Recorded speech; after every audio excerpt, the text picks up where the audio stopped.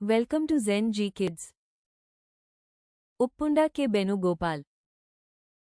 बहुत साल पहले की बात है। भारत के पश्चिमी तट पर, जहां अरब सागर अपनी नीली लहरें किनारे पर बिछाता है, वहां एक छोटा लेकिन बेहद सुंदर गांव बसा था, उपपुंडा। उपपुंडा के लोगों का जीवन समंदर की सांसों से चलता था। सुबह की पहली किरण के साथ ही मछुआरों की नावें पानी में उतर जाती थीं, और उनका मुख्य व्यवसाय मछली पकड़ना ही था। इसी गांव में दो जिगरी दोस्त रहते थे, वेणु और गोपाल। उनकी दोस्ती बचपन की रेत और समंदर के खारे पानी की तरह पक्की थी। वेणु पढ़ाई में बहुत होशियार था, वो हमेशा अपनी किताबें लेकर बैठा रहता था। वहीं गोपाल का मन किताबों में नहीं लगता था। उसकी असली पाठशाला समंदर थी।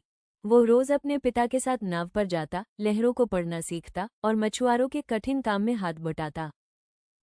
जैसे जैसे वे दोनों बड़े हुए, वेणु के शहर जाने का समय आ गया। एक शाम नदी किनारे बैठे वेणु ने गोपाल से कहा, गोपाल, मैं शहर जा रहा हूँ। वहां पढ़ूंगा, बड़ा आदमी बनूंगा। इस गांव में अब कुछ नहीं रखा। गोपाल ने उदास होकर कहा, वेणु, तुम गांव में रहकर ही आगे क्यों नहीं पढ़ते? तुम अगर बड़ा आदमी बनोगे तो बाद में गांव वालों को भी तुम्हारी मदद मिलेगी। पर वेणु का फैसला अटल था। उसकी आंखों में शहर की चमकीली रोशनी का सपना था। एक महीने बाद वेणु ने गोपाल से भावुक विदाई ली। दोनों की आंखें नम थीं। एक दोस्त शहर की तरक्की के रास्ते पर निकल पड़ा और दूसरा अपनी जन्मभूमि उपपुंडा के मिट्टी से जुड़ा रहा। ऐसे ही कुछ साल बीत गए। वेणु और गोपाल दोनों अपनी अपनी नई जिंदगी में व्यस्त हो गए। कई सालों बाद वेणु गांव लौटा। उसने अपनी गाड़ी से उतरते ही देखा कि उपपुंडा काफी बदल चुका था। सड़कें बेहतर थीं और खेती में भी कुछ नई तकनीकें आ गई थीं। पर वेणु ने मन ही मन सोचा, निश्चित ही मेरे जितना पढ़ा लिखा तो इस गांव में कोई नहीं होगा। वह गर्व से आगे बढ़ा। रास्ते में एक छोटी नदी पड़ी जिसे पार करना था। जैसे ही वेणु किनारे पहुंचा, उसने देखा कि गोपाल एक छोटी नाव में बैठा है। उसके कपड़े बहुत ही सादे थे और वो गांव वालों से गांव की बोली में हंस हंस कर बात कर रहा था। तभी गोपाल की नजर वेणु पर पड़ी।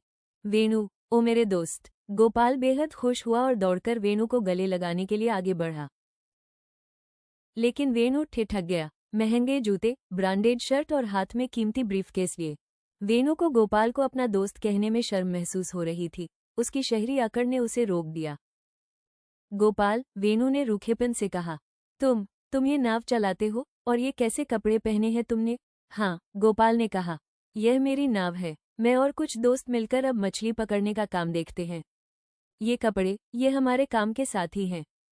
वेणु ने अपनी घड़ी की ओर देखा। देखो गोपाल, मैंने तुमसे कहा था कि मेरे साथ चलो, पढ़ाई करो। मैं शहर में पढ़ा, इंजीनियरिंग की, और तुम वहीं के वहीं रह गए, ये पुरानी नाव चलाते हुए। गोपाल ने अपनी नाव की पतवार को छुआ। उसकी आवाज में अब गर्व था, शर्म नहीं। तुम सही हो वेणु, तुमने किताबें पढ़ी, पर जब तुम शहर में बंद कमरों में पढ़ रहे थे, मैं यहाँ पानी पढ़ना सीख रहा था। गोपाल ने विस्तार से बताया, पिछले कुछ सालों में समंदर का व्यवहार बदल गया है। मछलियाँ कम होने लगी। मैंने और कुछ नौजवानों ने मिलकर पुरानी तकनीकों को बेहतर किया। हमने पर्यावरण को कम नुकसान पहुंचाने वाले जाल बनाए, जीपीएस का इस्तेमाल करके सही जगह मछली पकड़ी। और सबसे जरूरी, मैंने हर लहर के पीछे का मौसम समझा। पिछले साल जब बड़ा तूफान आने वाला था, तो मेरे इस ज्ञान ने गांव के 20 से ज्यादा मछुआरों की जान बचाई थी। गोपाल ने वेणु के हाथ को पकड़ा। तुमने डिग्री ली, दोस्त, जो बहुत अच्छी बात है। पर मैंने यहाँ रहकर जिंदगी की डिग्री ली है। मेरी यह सादगी और मेहनत मेरे गांव के हर रोज काम आती है।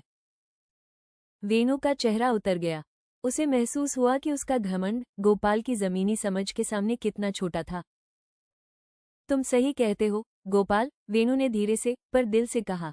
तुम सच में हम सबके लिए हीरो हो। गोपाल ने अपनी खुशी नहीं रोकी।